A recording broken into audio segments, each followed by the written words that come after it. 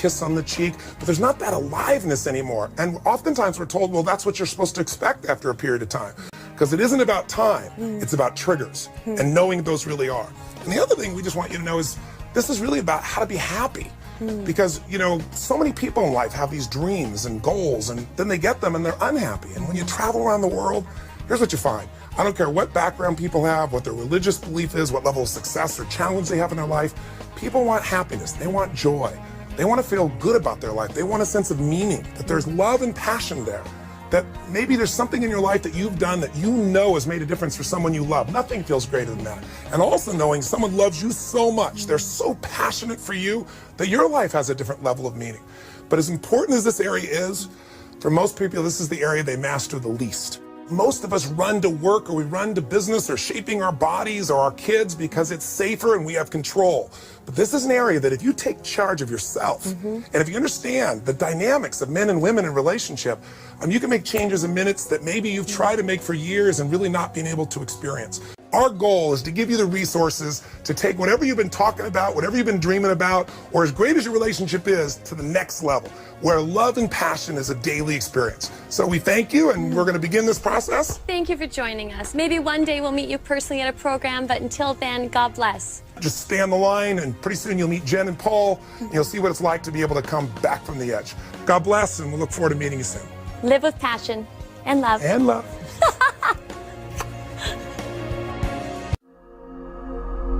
I'm sick and fed up with feeling this way. It's unfair to her. And Sage. Happy Valentine's Day, everybody. Listen, we just want to reach out this week and remind you what you already know, and that is no matter how stressful your life can be, whether it be the economy or kids or your business, ultimately what makes you feel alive is love. Love and passion together.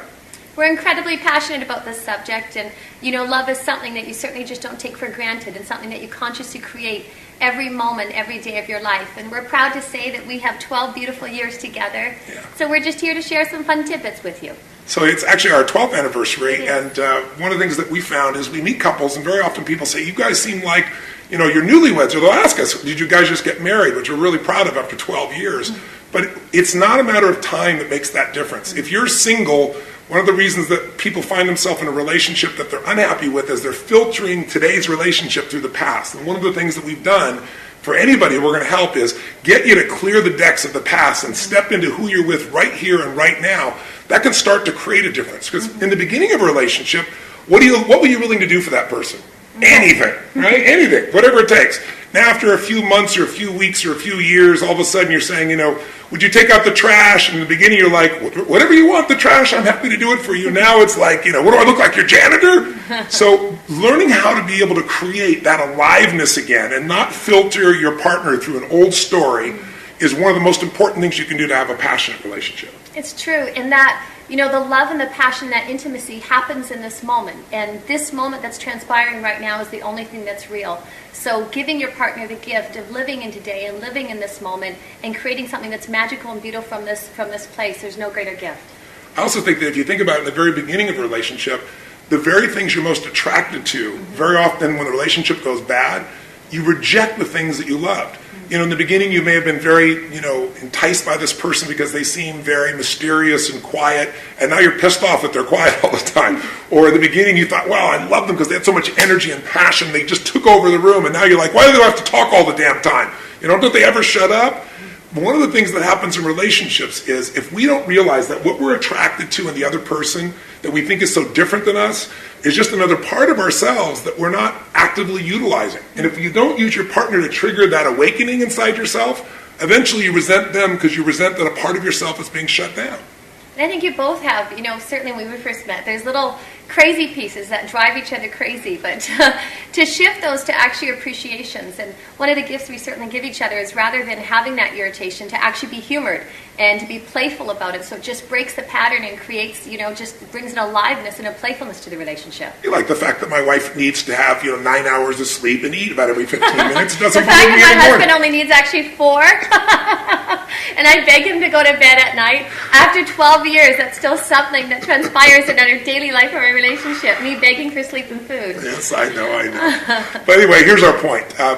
if you want to have an extraordinary relationship, it really requires you to get outside of yourself. We all know that. When you really fall in love with somebody, it is really about what can I do for you versus what are you doing for me. The end of a relationship is when you're evaluating what they have done versus what you've done. If you've got a scorecard, you're on your way out. And that doesn't mean it can't be turned around. You know, the heavy of relationship can be eliminated when you step into that mode of giving. And interestingly enough, when people are attracted to each other, though, you don't have these problems. Because when people have that sense of attraction, that energy, that sensuality, that sexuality, what happens is you have filters. You laugh about things that you'd be upset about before. So all the research that we found and all in our own lives and literally the hundreds of thousands of couples we work with is we can tell you all these things we're talking about, but ultimately you need more passion. Because lots of couples actually have love, but they don't have the level of passion they want, and there's an emptiness, there's a missing energy in their life. And so for us, the secret is really to unleash that again.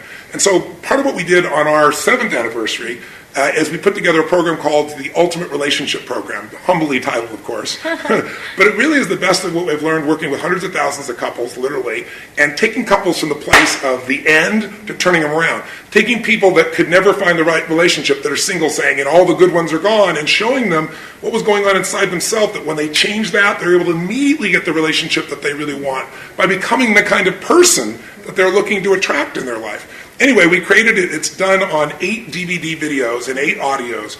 And you can listen to one a week for 8 weeks, or you can listen to one a day, literally for 8 days if you're an immersion person like us. And we think you'll find it fun because it isn't just us talking and sharing with you what to do step by step to either create the relationship you want or revitalize a relationship. But it's really about love and passion and the little triggers that change it all. So I know sometimes it's like, will it really be valuable for me? So during Valentine's Day, we're doing a little special where you can try it risk-free for $15 for 30 days, literally $15. Listen to it, watch the whole thing, and if you don't like it, send it back. But we know it'll be life-changing for you because whether you're married or single, you're going to see real people in real life we're working with and watch the changes and then see what they're like a year later, 2 years later when we follow up to show the differences. So we're really proud of the program, and it seems like the ultimate Valentine's gift you could give yourself or somebody that you really love. But along the subject, though, the next few days we'll send you a few videos that we've done over the last few years with some triggers and some tools, just our little gift to you, whether you do this or not. But we hope you'll look at relationship as something you want to master, not just dabble in. It doesn't just come naturally. Great relationships don't interrupt you. They've got to be pursued. They've got to be created. They've got to be protected. And you've got to keep that passionate part alive. And for those of you that are worried about the economy, which many people are, an interesting study came out from the National Bureau of Economic Research, and they found out by a 2-year study throughout North America, people of all kinds of belief systems and backgrounds, that couples that were having regular sex, to them that was twice a week, that was the equivalent of a $100,000 increase in income in terms of happiness. Literally, couples that were stressed out, if they just increased their sex life, couples that went from once a month having sex to once a week having sex, it was the equivalent of $50,000 of additional income. So if you can't change your income real quick, you could do this a lot quicker. You could have the energy there real quicker. And then there's the health benefits. There's so many health benefits. It was fun when we were exploring this, actually. There's one through CNN that they just did a recent study. And actually, having sex up to twice a week, it's equivalent of burning, ladies, 50 calories. And over a month's period of time, that's like a 7-mile run. It's 3 times a week. 3 times a week, yes, 3 times a week. Of course, the guy's going to point that out. But it's the equivalent of 7 miles of running. Which is just extraordinary. So I don't know how many of you would rather, I don't know about me, but I'd certainly rather a bed over running shoes. So it also increases your immunity, your active target cells in the body up to 30%. So there's just so many, health benefits and gifts, never mind creating the intimacy and playfulness in a relationship. For men, you have a 50% less chance of having a heart attack if you're having sex regularly twice a week. That's amazing. And by the way, this doesn't work the same for yourself. For those of you who are thinking creatively, and I don't want the complexity of a relationship, because there's the bond of love and passion. So most guys don't need any encouragement on this area. I think that somebody once said that women need a reason to have sex, men just need a place. And also the gift of Valentine's Day, if you think about it, it's a day when, you put your focus on your lover and, you're romantic and the thoughtful notes and the kindness and the intimacy or the lighting the candles or going for dinner. All that love doesn't just happen, and it's created by the magic of that awareness and giving each other that gift on a daily basis rather than just one day a year. Our hope for you is that you take this gift and you can implement even a few of these distinctions, that you can create that aliveness and that connectedness and have a loving life, or a, in love life for a lifetime after 12 years for us, and many of you I know that are on this path, whether it's just in the beginning or after 40 years. Love can be given and ignited in a moment, and same with passion. Happy Valentine's Day. Hope we haven't overwhelmed you. We're just talking. As you can see, this is off the script. This is how we operate. This is how we roll. It is indeed. Love to you. Wishing you the greatest blessings in your life. Happy Valentine's Day. Happy Valentine's Day. Take care. Bye-bye. Bye-bye. Happy Valentine's Week, everybody. It's Tony. Happy Valentine's Week, everybody. We love love, and we're here to just share some insights and tidbits with you for this week. And this is my girl, Sage. Hi, Bonnie Pearl. Hi. Listen, Valentine's Week is such a beautiful time because it makes people think about the one they love instead of all the busyness of their life. And we all know what's most important to us in a life is love and passion and aliveness. But unfortunately, that stuff gets set aside trying to schedule everything else in. We're even working here to do this little video, and they're in the background here waiting to continue some construction on the building next door. Just life keeps happening. It does. So our hope for you this week is that you decide to make it not just Valentine's Day or Valentine's Week, but you decide there's going to be a part of you and a part of your partner in life, whether you found them or the one you're pursuing or the one you're already with, that you're going to start to cherish at a different level. Absolutely. And while that may sound corny, we've got some skills. We just spent some time in Hawaii for 7 days with our platinum partners, and we went deep. We were with couples that were absolutely gone. How would you describe some of them? Some of them totally in love, some of them over the top, but how would you describe the experience, honey? It's amazing to be able to take a relationship that truthfully doesn't feel that passion and doesn't feel that intimacy and that love, and in a moment to be able to decide something new. And that's what happened over and over and over again in Hawaii. And so you're going to be able to experience a taste of that. And we're just here to say that this weekend, Valentine's Week, remember, it's about waking up. It's about waking up to adoring your partner at such a different level and celebrating your partner. And, it's crazy because on Valentine's Day, we do so much that's romantic and that's thoughtful and that's creative and go out of our way. And it's about bringing that magic and that love and that thoughtfulness and that sincerity and waking up to your partner's needs at such a different level, because it really is in the little things that, just create that depth of love. It's also just deciding to set a stake in the ground, Yes. a standard for going forward, that this is not just Valentine's Day, but your life. Absolutely. People get what they accept. People get what they tolerate in themselves and in each other. And most people in a relationship are thinking about what they're going to tolerate in the other person. But in our relationship, I think the beauty and the passion and all the juice that I've gotten to experience in our relationship with my girl is because I hold myself to a higher standard than she could ever expect of me. And I think when your standard and focus is about yourself instead of about your partner, about how do I show up more, what am I here to give? In the beginning of a relationship, people's whole focus is how do I light them up? I want to do anything that lights them up. And it makes you feel incredible to light your partner up.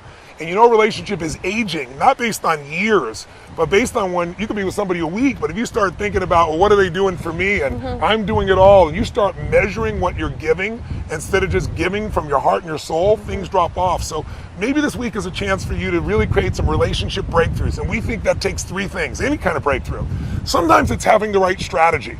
Because frankly, as a guy, we say and do things that girls interpret very differently. They come up with very different meanings, and vice versa. For men, for example, problems are not things you talk about. Problems are things you solve right now, or you make them small and move on. For ladies, sharing that problem, digging in, feeling it, not solving it, understanding it. Understanding, gentlemen, is such a key piece. We are such different species. And I think having an understanding of each other and each other's needs and knowing that we are not the same. Our own reality of how we think and feel and process life isn't the same for your partner. So having that, not just understanding, but truthfully appreciation for how they view and experience the world is a game changer. There's so many things in our relationship, and it's like, oh my goodness, you know what? It's not me, because sometimes you take things personally. It's just knowing that that's how they process reality and process life. When they say that, it's not men are for Mars, women are for Venus. John Gray's a friend of mine. That's a wonderful approach, but all men have a feminine side and a masculine side. All women have a feminine side and a masculine side. It's really just understanding how this species, they're different species, interpret the world. And if you don't understand the strategy of how to interpret that, you'll be upset or angry or frustrated. So perhaps this week, you'll be able to dig in and get some new understandings that'll take some of the weight off and make you laugh at stuff that you used to get upset about. it's one thing to have strategies to know how to fix things, but oftentimes you don't apply what you know because you got a story about your relationship, a story about your partner. They don't really care. You know, you've got frustrations or pains or disappointments that got interpreted in the past, and now you're generalizing about your partner. And whenever we generalize about anybody, we do them a disservice and ourselves as well. So maybe this week during Valentine's Week is maybe discover what are the empowering stories about your relationship. If you ask a couple, how did you meet? And they talk about it with such passion and excitement, you know the relationship's still alive. If they go, yeah, we met, you know, this is what happened and we bumped into each other, there's no energy for it. Even the story of how you met affects you. It does. So part of this week you might want to take a look at the stories that you tell about your partner to yourself, to your friends, to your partner, because we start to believe our stories. And I always tell people, you want to change your life, change your story. Divorce the story of how your partner's not enough, or you'll never find the partner you want if you're single, or the good ones are gone. Whatever's stopping you from getting what you want in a relationship, there's a story about it. If you can uncover it, you can get rid of it. Divorce your story and marry the truth. The truth is always something that will empower you much more. And that truth of that magnification, remembering, it's like one of the gifts that we give each other, especially actually at a time like this, like Valentine's Week, is actually reliving those moments, you know, reliving the magic and appreciating the magic. And it's just, I don't know, it infuses into your life rather than looking and letting those stack up for you become frustrations. And the story knowing that this man, I was born to love this man. I love that story. And God gifted me for all that I've done with millions of people, the good I've done. This has been the gift of my life that I've gotten from that. I believe that's my positive karma. That's the core story I believe about this woman. And that produces a love and a commitment and a devotion to each other that gets through any of the other BS that shows up when you get caught up in the daily stresses of things. So rewrite your story. What is your love affair, and who are you for the one that you love? And if you're single, it's time to rewrite the story of who you are and the one that you're going to attract, because whatever we focus on, wherever, we all know, wherever energy goes, wherever focus goes, energy flows. So your story controls the energy of your life. If you think all the good ones are gone, it's self-fulfilling. You know, if you're overweight and you aren't losing weight, the strategies are there, but you're not doing it because you go, I've tried everything. You haven't tried everything, not all the good ones are gone, and your partner who's right with you, if there was ever a passion, that passion can be brought back to life with the right strategies, but first you got to have the story that says it can. The last one real fast and we'll go is, the most important part of a relationship is the state you're in. We always call it the state of the union. You know, what's the state of the union? If two people, independent of each other, are in peak states about things in their business, their life, their career, and they meet together, it's a great relationship. If they're both in kind of a so-so state, eventually the relationship's so-so. If they're both in a crappy state, pretty soon it's a crappy relationship. What people want is when we meet somebody, we get attracted to them because they change our state, they change the way we feel, and we get excited and want to be with them. Are you putting yourself in a state when you're with the partner in your life or the person you want to attract? Are you really in the state that would make them want to be with you like they would be in the beginning? You know, most people are noticing what the other person isn't doing, but the most important thing is you're going to interpret your partner in really negative ways when you're in a lousy state. You ever been mad at somebody about something and you found out later on you were wrong? It was just the state you're in. So we have so many tools for changing state, and we work at it. We do, and I'm giggling about this one because state, my husband always says I'm the most loving human being on the planet until I don't eat, then he calls me Godzilla. So from from a state perspective, be aware, sometimes truthfully, we will even, if there's a stacking or we have a frustration, we will literally, it's like, you know what, we need to change our state. We'll go drink some water, we'll eat something. Just taking a breath from what's happening in that moment, so it allows your physiology to change, so you're not like bringing that to the table in that moment, because that can just cause, if you're both frustrated and those two frustrations are just going together, it's like literally, I mean, we will, physically just, it's like, let's do something physical. We'll jump in the pool. It sounds crazy, but it actually, like, you know, you come out and you feel different, and feeling different, your physiology, you experience a different reality. When you're stuck in a relationship, you're stuck because you're stuck in a state. People get stuck in the future, or future's not the way they want it to be in their head, or something that happened in the past. The best thing is to change something in the present. Physically change it, drink some water, have something to eat, jump in the river, do whatever you got to do, because in the right state, you and I both know if there's any love there, you will transform and come back and solve the problem. But in the wrong state, good people, the right people in the wrong state will mess up the relationship. So if you want to have a breakthrough, this week, look at some of the strategies for understanding, appreciating, and changing. Look at what triggers you to feel attracted, because this week's not just about love, it's love and passion. Because if all you have is love, you have a friendship. Nothing wrong with that. But if you have an intimate relationship, then there's passion there. So what are the strategies to trigger that, the masculine and feminine energy, the dance of it? Take a look at some of those this week. Take a look at this week as your own story. Take a look at your state. And we're going to introduce some little videos this week for you. It's just our gift to you. And then at some point, there'll be an offering for you to continue your education with us. We have our Ultimate Relationship Program, and they'll have some kind of special offer for you. And that's, if you want to continue this journey with us and really expand things, please take advantage of that. But the first thing we want to do in the next day or two, and maybe they'll put it on this video, I don't know how they'll do it, is what we call the 8 to be great, which is, what are the laws of love and lust? They're different, love and passion. What makes you love somebody doesn't always make you excited by them. Sometimes you just want to snuggle. What makes you excited doesn't always bring out love. How do you trigger both of these in the same relationship? And ignite that. Ignite that passion, ignite that love, ignite that attraction. And you can turn on in an instant. And that's what we really share. You know, for us, we are each other's best friends. I mean, there's literally, we share everything together. And yet, to have that and to have that intimacy alive, to have that and to have that level of attraction, that's where it's a game changer. It's a game changer of a level of love and excitement and anticipation to really share your life together. And fun. And fun. Like we can call each other Godzilla and we just roll with it. Godzilla. I'm never intense. What are you talking about? He's a cupcake. Anyway, I'm a total cupcake.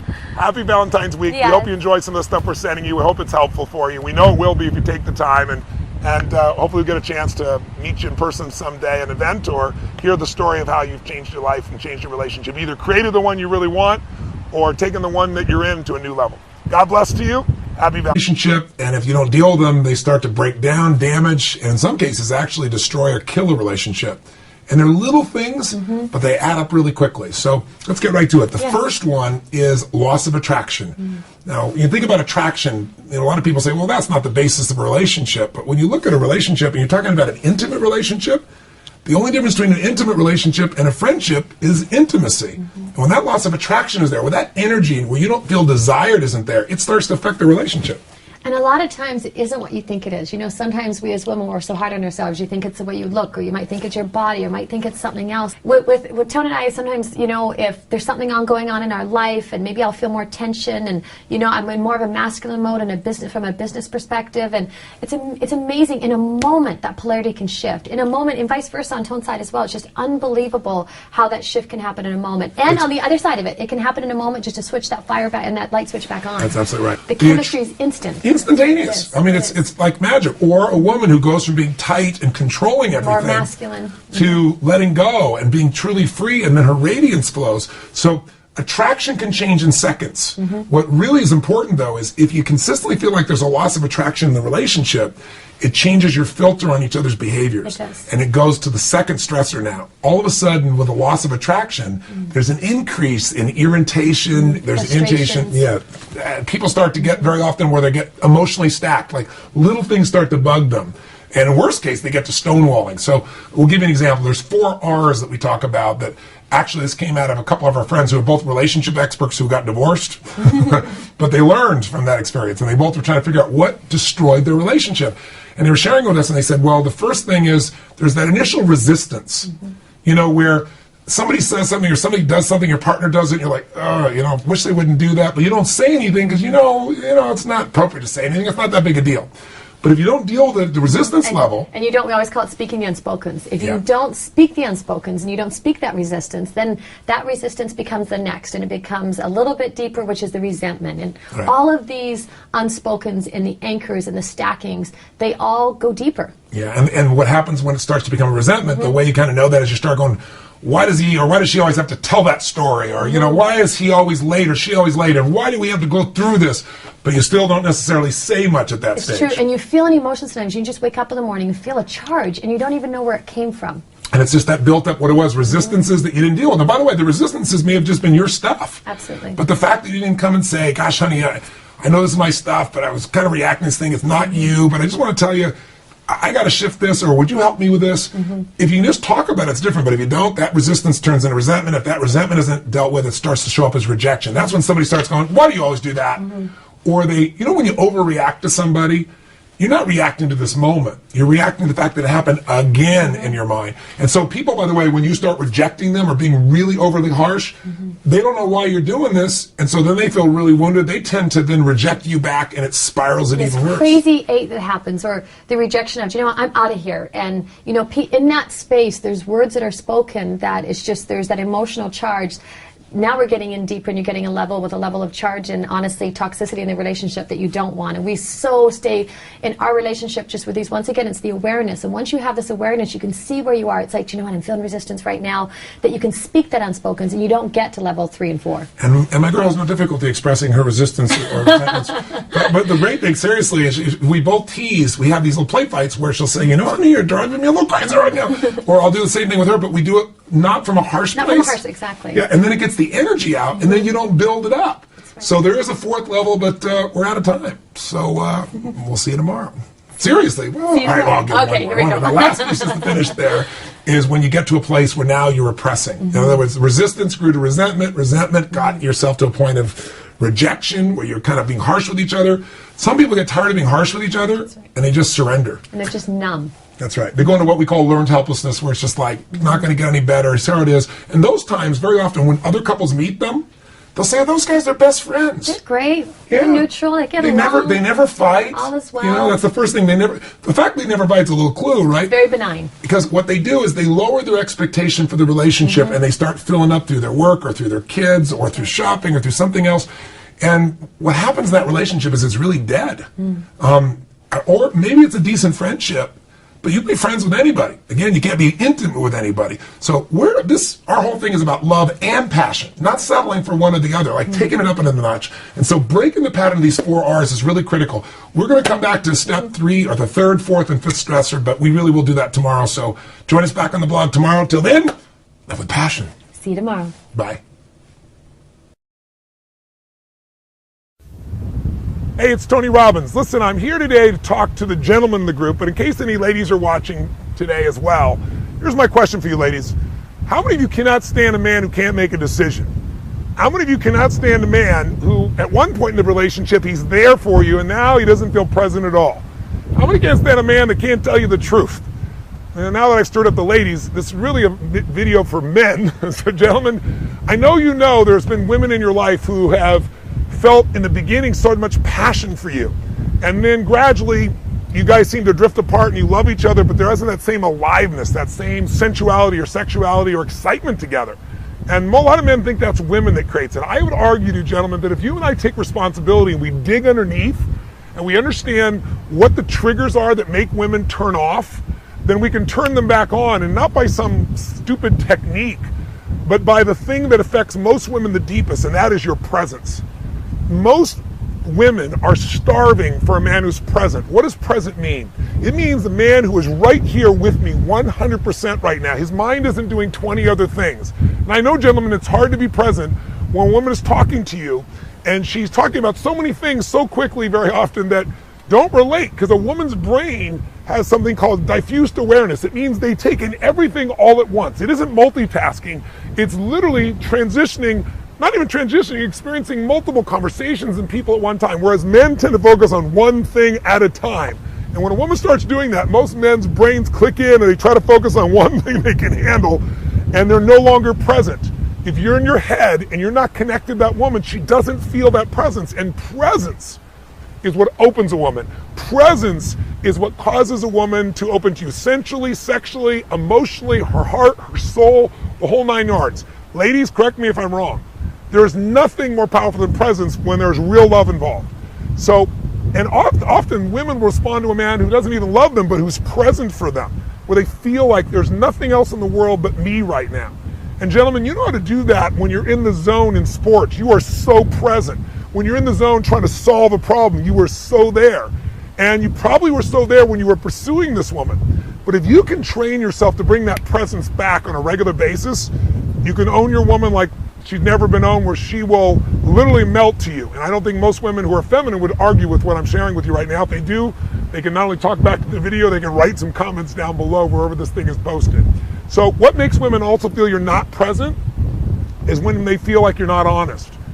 And most men are truly honest, but they just don't want to deal with what they call the shit. That must be the technical term, right? The shit they get for telling the truth because she disagrees about it. And men get worn out by words. Men would happy to resolve it, but then finally they'll just say, yeah, okay. When you say, yeah, okay, and it's not really okay with you, you're not present. So she gets even more animated. See, most women, they don't want a pleaser. They would like to be pleased, but they don't want a pleaser. A pleaser is trying to do anything they can to make things work. They feel there's no presence in that man. He has no center. He has no strength. They may like him, but it's going to be hard for them to respect him. And if she doesn't respect him, there's not going to be a lot of passion. And if him is you, that's a real problem. You and I both know, whether you're a single man who's meeting women or whether you're in an intimate relationship. So I thought maybe what I'd show you is one example of how women perceive dishonesty, as men perceive it as just leaving things out so they don't have to deal with more challenges, and how to deal with it differently. And I can tell you that verbally, but it might be better to witness it. We were in Hawaii recently, and there was a gentleman there sharing with us that he has so much difficulty just dealing with his wife. She wants him to do things like do the dishes, and he says, I run a business, and if I don't do the dishes, she doesn't feel like I love her. And I said, well, then why would you just do it at times? He goes, I do at times, but it's like every time. And so she'll ask me, am I going to do dishes? And I say yes, and then I don't do it, and then she gets mad at me, and I said, yeah, because there isn't anything authentic. I said, why don't you play your wife right now, and let's talk about whatever she's upset about, and I'll just be me, but I'll be you. In other words, I'll be myself if I was you. And you'll just watch this little video, and it's pretty simplistic. All I basically say is, no, I'm not going to do it. And he was shocked when I demonstrated this, but I didn't do it harshly. I didn't say you should go do these dishes. I don't have the delusion that that's the woman's job. I just said I'm not going to do it. This is the higher priority, but I also don't think it should be your problem, and I'm committed to working out a solution, but I'm not going to do this. And there's some things that you probably don't want to do. I don't want you to, let's work this out. It's coming from a place of congruency. And people can feel when you say what you mean and you mean what you say versus when you're placating. So I know this is third grade at one level, like we all know this intellectually, but knowing it intellectually and doing it is the difference between having a passionate relationship and a relationship where you're constantly accommodating each other. And accommodation doesn't produce passion. It might have a relationship where there's some friendship, but again, the only difference between a friendship and an intimate relationship is intimacy. And real exciting intimacy is when people feel your presence. Feeling dishonesty will take it away. So watch this quick little video, real simple, and see what you get out of it, gentlemen. And think about if you might use that same sense of presence that's already inside you, that you use in business or sports, with that woman, and not let the past wear it out. You might be surprised. Women very often, when they feel that strength, it excites them to see you have a standard and you're not going to be swayed. Take it out and maybe show this even to a woman in your life and see if she agrees. She might say, Tony Robbins is so full of it, that's a bunch of crap. My bet is she'll say, yeah, smack you on the shoulder. That's what I've been trying to tell you. Be present with me. And instead of saying, well, I'm sorry, I'll do better, just deliver it. Maybe this week is a time, Valentine's week, a time for you to find your own center, the way you do in business, the way you do, we have a purpose. Do that with a woman in your life.